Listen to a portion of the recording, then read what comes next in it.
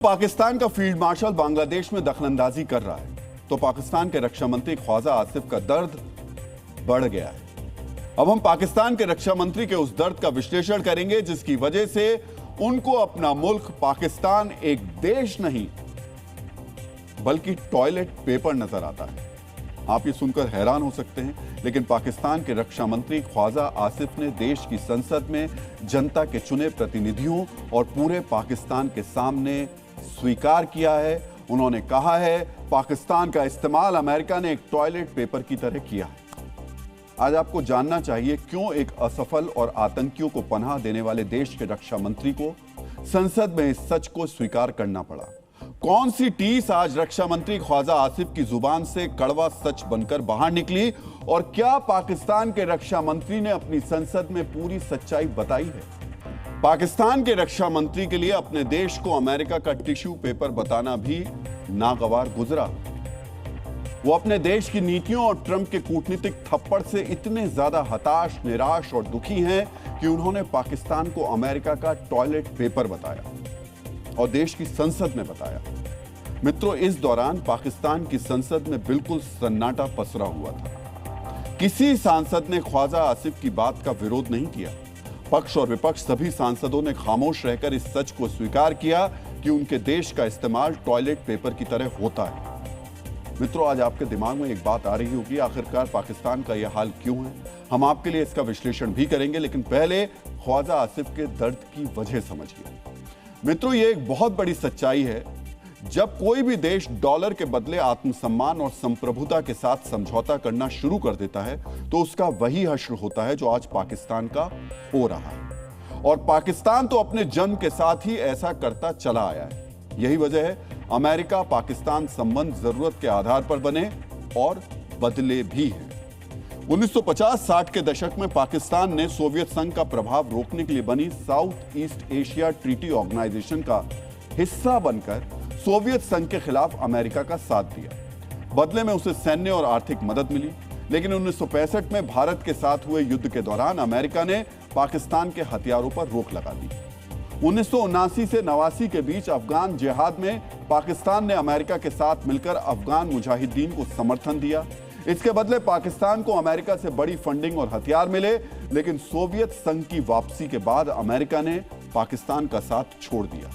America ने 1990 में पाकिस्तान के परमाणु कार्यक्रम पर दबाव बनाने के लिए प्रतिबंध लगा दिए। 2001 के बाद एक बार फिर से पाकिस्तान और अमेरिका के मतलबी संबंधों की शुरुआत हुई।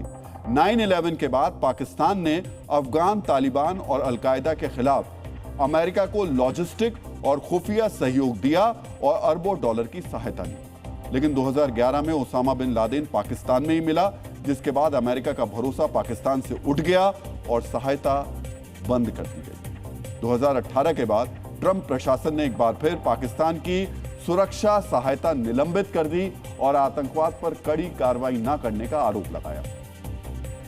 ट्रंप दोबारा चुनाव जीत कर आए तो एक बार फिर से पाकिस्तान को अमेरिका से सहानुभूति मिली, लेकिन इसके बदले पहले ट्रंप ने पाकिस्तान के प्रधानमंत्री से खुद को नोबेल शांति पुरस्कार के लिए नामित करवाया, फिर गाजा पीस डील पर साइन करवाए, लेकिन भारत के साथ ट्रेड डील करके बता दिया उसके लिए महत्वपूर्ण कौन है। पाकिस्तान को इससे भी बहुत बड़ा धक्का लगा है। मित्रों, इसमें गलती अमेरिका की नहीं, पाकिस्तान की ही है।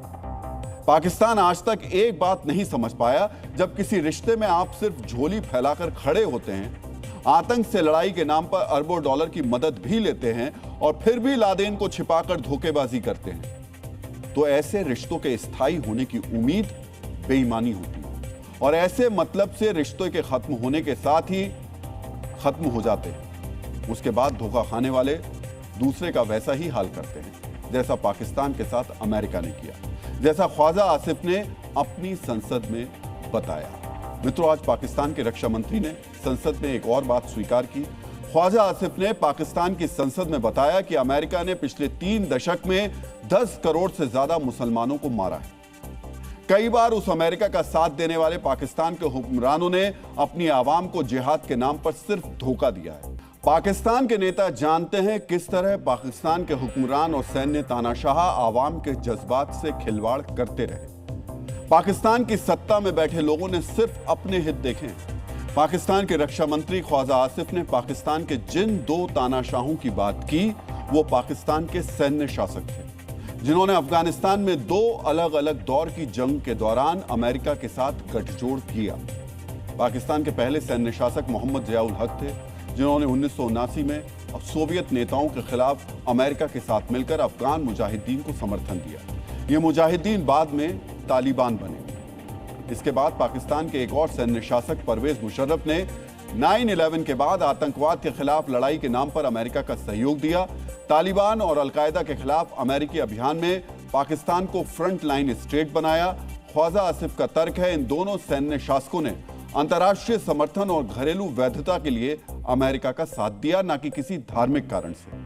हालांकि ख्वाजा आसिफ ने यह नहीं बताया कि इसके लिए पाकिस्तान अब तक अमेरिका से 67 अरब डॉलर से ज्यादा की मदद और सैन्य सहायता भी हासिल कर चुका है।